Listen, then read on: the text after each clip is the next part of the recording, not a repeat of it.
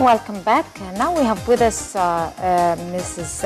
Mitwaly. She was awarded by CNN International. She's the winner of CNN Multi-Choice African Journalist in Culture, and she's the editor of arts in Al Ahram Weekly, a journalist, of course, a prominent Egyptian journalist. We're going to be talking to her about the whole situation and the whole story behind the award that was granted by CNN to an Egyptian journalist, and of course, if there were other awards in other fields given to Egyptian journalists, of course, she's going to tell us her story. Good morning, Ati. How are you doing? A very good morning to you, and first, congratulations. Thank you very much. Thank you for hosting me. And let's first shed some light on the prize itself, its history, its aims, and how you were nominated already to this prize. Tell us more. This prize is held annually, and I think they accept submissions around February or March every year, and it's for all the journalists based in Africa, in the African continent, from all the countries, and each one is encouraged to submit, I think, up to 2 stories per category. They are divided to different categories like culture, economy, politics, etc., features, news, in 3 languages, in English, French, and Portuguese. And each journalist is welcome to submit. And it's supposed to be work that covers the whole year prior to submissions, from January to December. And then they choose finalists, and they inform the finalists. I've been informed in July that I've been nominated. Yeah, that I'm in the shortlist. There were 38 people this year from the African continent. I was the only one from Egypt, and there was from North Africa, also from Algeria, a lady from Algeria. And that's about it, yani. And then they hold the ceremony each year, I think, in a different country. This year it was in Johannesburg in South Africa on 15th of October, and this is when they announce the winners. Right. Of course, given the fact that another Egyptian journalist was granted a very important award, but that was years before Ibrahim Isa, as the best journalist among the whole, I mean, worldwide. This is also an honor to Egypt. You are one of the journalists who grabbed an important award from CNN, which is not, which is a hefty, heavy-weighted TV journalism channel. Tell us, what is the criteria in which they choose you people to be able to submit? And if I want to submit, if I want to apply to be one of the participants or competitors, what is the criteria of choice? Oh, definitely, first of all, regarding the many journalists that won different awards, and of course we have many of them in Egypt, and it's a great thing. And in CNN and those awards, previous years, there were Egyptian, actually, journalists that were nominated and won.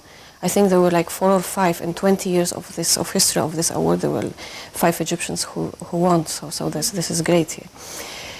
Regarding the criteria, some of them is explained on their website, and some of them, I think, judges might be more competent to the choice, of course. Yeah. However, in general, they are searching for stories that are, first of all, that are well written, well presented, and that topic is well presented, that are very well researched, that have many layers of different voices in those stories, that are important topics. Choice of topics is about importance, creating a highlight on a specific issue, or maybe creating an impact with this highlight in different categories. Because the colleagues that won from other countries, their stories were really very powerful, and they tackled on different issues, and sometimes not necessarily cultural, but political, economic, and so. And what was your story? My story was, I submitted 2 stories, but the one that won, it's about Al Nur Wal Amal Orchestra, which is the consisting of visually impaired and blind girls orchestra. Tell me exactly, what about the other competitors and the projects or the topics that they admitted, did you happen to be interested or were withdrawn, that withdrew your attention to be able to carry some good experiences? Maybe you take it back home with you? Well, of course, from other countries? Of course, and the whole this award comes with 3-4 days of intensive interaction with other nominees. On air? Yeah, that's the diploma that they are giving us together with a little statuette of Africa. And what was I saying about the... can I ask a question? Yes. That prize somehow upholds any financial value, or yes, there is it's actually written on their website. And yes, there is a financial award that changes each year, I believe, and some materialistic award in terms of iPad or something like that. It differs from one year to another. But I think that more important is the whole interaction and the network that happens. This award is an award in its own right to the institution you're working for, Al-Ahram institution. Definitely. That's one huge, very respectable institution. That is your first stage in journalism, or you have prior experiences to Al-Ahram? How did you start off? Well, I've been writing since I was a teenager. I was publishing little things, but I passed by Ahram many years ago. But then life took me more to corporate kind of work, and as I was working the corporate, I was in charge together with my sister and another person of the Art Review magazine. That was a magazine dedicated to arts in English, and the only one that was at the time in English about arts, uniquely about arts. I was the responsible of all the editorial material, and I kept writing for other publications as well. And then one day, Dr. Nihat Saleha, who is the theater critic in Al-Ahram Weekly, told actually my husband that they are searching for music critic, and I was already writing a lot in music. And this was my coming question when it comes to your writings. How you choose your coming topic or your coming story? It's only about culture, it's about the shows in opera, it's about those who are visiting Egypt for the first time, or they do have history to come to Egypt and to introduce their shows. How do you select? Because I know well how it's that hectic and that even a kind of a stress when you do have a story every week to speak about or to write about. Yeah, just let me just clarify that in Ahram Weekly, I've been there for several years. I'm on sort of freelance basis. I'm editor of arts in Ahram Online. They have culture editor Yusuf Raha. This is not me, Annie. That's for Ahram Weekly, and I'm a culture editor in Ahram Online. However, the prize I got it for Ahram Weekly. And regarding the choice of it's I'm in this field for many years, and as journalists, and each journalist is specialized in certain field, and we see certain field from different angles and different voices. We read other stories, and it comes with time, you keep following what's happening and keep following the players, culture, in my case, culture players in the field, and the stories, they just come. Their life is full of stories, to write about, and we never managed to write them all. So. In your field that you're expertised in it, which is the culture, you are not detached from what's happening in the country. How many times have we been accused by media outlets, international media outlets, for violating the rights of freedoms of speech and for freedom of expression, and for limiting the freedoms of journalists to be able to express realities and truth, when that is not true, because we're way far more better than many other countries. So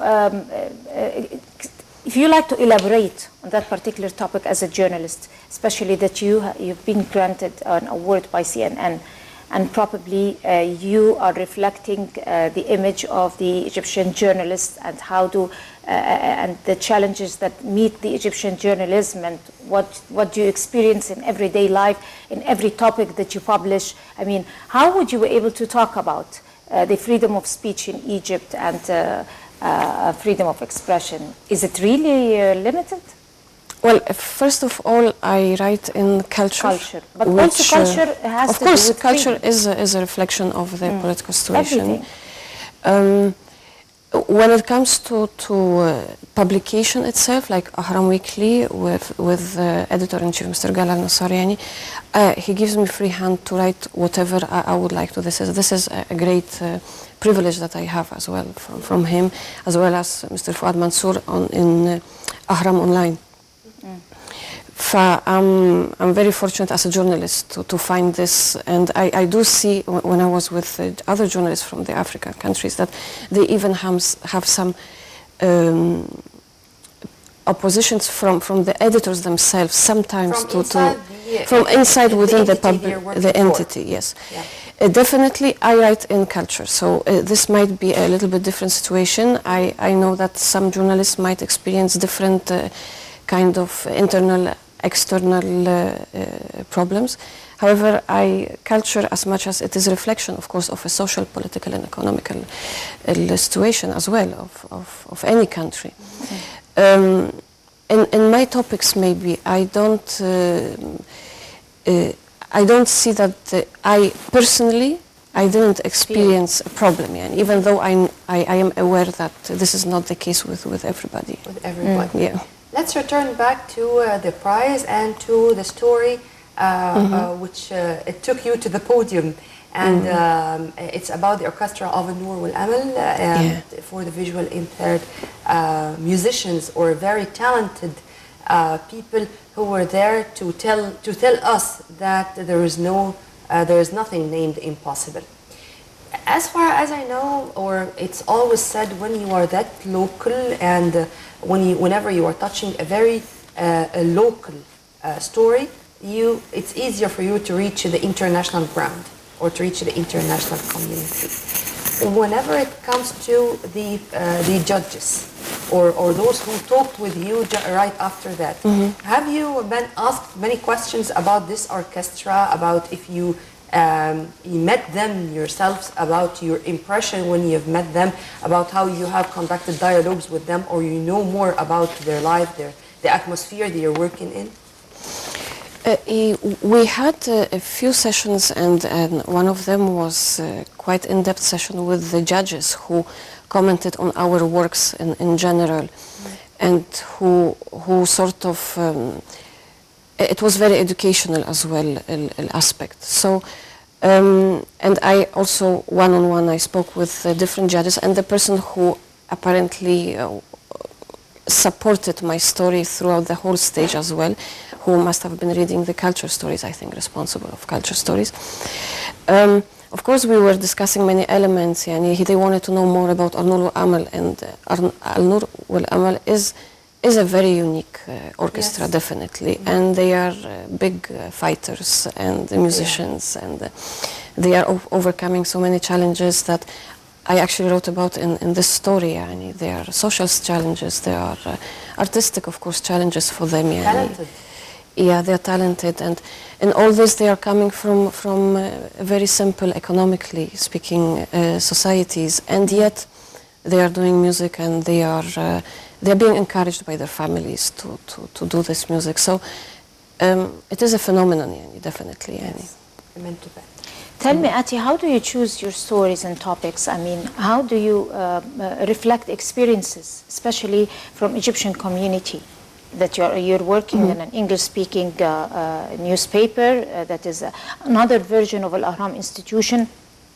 Probably you are limited to, just like Nile TV also, you are addressing, of course, Westerners. So you're limited to choosing certain things that talk about Egypt, Egyptian community and life in Egypt and everything. So how do you pick up your stories? Well, first of all, as music critic in Ahram Weekly, my passion and my biggest interest is in music. So naturally, I will be always drawn to choosing something that is within the music field. It's very simple because music events are all out there. Let me take it from this point in specific. Have you been to the Silver Jubilee of the Arab Music Festival? I didn't attend the opening of the festival. I know the festival is ongoing. Yes. However, my specialty is not Arabic music. I don't have enough experience or knowledge. I am more focused on Western music, Western classical music, and Western classical music ensembles, orchestras. This is where, of course, Nurul Amal is one of those representatives, because the repertoire in big part is Western classical music. I write about Cairo Symphony Orchestra, Cairo Opera Orchestra, and about classical musicians in general, and music in the broader terms. So when I'm in this field and keep walking from one point to another, and some musicians, they get some kind of awards, so I approach them, we talk about it more. So it's like the whole network, and it's just like you have definitely in Nile TV, and you keep following on the news, and the stories are coming. Far from being a journalist and far from being an expert when it comes to Oriental or Arab music, you are going to enjoy it. Definitely, I definitely enjoy this. There are a lot of superstars coming from all over the Arab world, in addition to Egyptian musicians and Egyptian singers who are now keen to participate in this Silver Jubilee. So go just to enjoy, and you are not going to regret it. No, definitely, and it's a very important event, of course, and there are lots of great names participating. So amen to that. Definitely, yes. Right, being a music critic, of course, probably not most of the Westerners in the Western world know that there have been talented composers, that their pieces of work that has been taken by the top musical bands in the world, like in Pink Floyd. Roger Waters took from Bali Hamdi in one of his very, very, very popular best-selling albums. He took a whole song, the composition or a part of big deal of the song from Bali Hamdi, a prominent composer, and other things like that. So how do you people try to convey that and deliver this to the Western world? Because the basis, the foundation of composition and lyrics, and just like Britain has been the basis for music and art and everything for the whole Western world, also Egypt and the Arab world has been the basis for the roots of the taste of music. So how do you try to deliver that to the Western world? By writing. I mean, every story that we write as journalists is delivering a little bit of what we have here, in my case, in music or in culture in general. When I write about Western music, it has its own world, very powerful actually here as well. And there are great representatives of this music. Definitely, and even there's a Cairo Conservatory, of course, but there are also lots of institutions that are giving international diplomas, like Royal College of Music. You can get the diploma here, so there are many institutions, many ways for young people to learn, especially today in the world that everything is connected. And when I write, it has the two sides. It's a win-win situation. On one side, it is helping or giving light, shedding light on the musicians here in Egypt, and on the other side, letting know people outside Egypt that what we have here. So I don't know if it answers your questions. There are also Egyptian musicians who are doing great in international orchestras. Definitely. And for example, it was for me the first time to know that our veteran actor Abdurrahman Abu Zahra has such a son who is in the Austrian orchestra. You mean Mr. Ahmed Abu Zahra? Yeah. He's a pianist and he's a music manager, and he's Germany based. In Germany? Yeah. And I was also that happy to listen to Abdurrahman Abu Zahra, our veteran actor, who was speaking not only about his son Ahmed, but also about his granddaughters who were playing violin in front of 1,500 people. And it was such a show when the little girls were doing great and received a lot of cheer from the audience who were listening to those youngsters and appreciating their talent, which was very much clear when they started to play. Definitely. I mean, it's your mission to make us, even as Egyptians, I mean, here, all the journalists when they who are very much interested, and specialists when it comes to music, not only to take our music outside, but to let us as Egyptians know about those who are doing great outside. Would you please elaborate on that, Mike? Sure. First of all, I'm very happy you're mentioning this. I know Mr. Ahmed Abu Zahra and his wonderful two daughters. Magnificent. Yes. And I wrote about and I wrote about Amira Abu Zahra, actually, the older of two daughters, who is extremely talented violinist, and Mariam, the younger one, as well, is right behind her in development, in music development. And definitely the girls are, I can see they have a very impressive career, especially for their age. So I wrote already about Amira Abu Zahra once, and I am looking forward to writing more, definitely. And on this topic, we definitely, as journalists, and I like to look at what musicians, our Egyptian musicians, what they do outside, what their accomplishments are. For example, Mr. Tenor, Egyptian tenor, George Wanis, is going to sing in Fatma Kamel? Fatma Saeed, I know. Yeah, Fatma Saeed, the soprano. The soprano, best in the world. I mean, multi-award winning, yes, and she's in her mid-20s, I believe.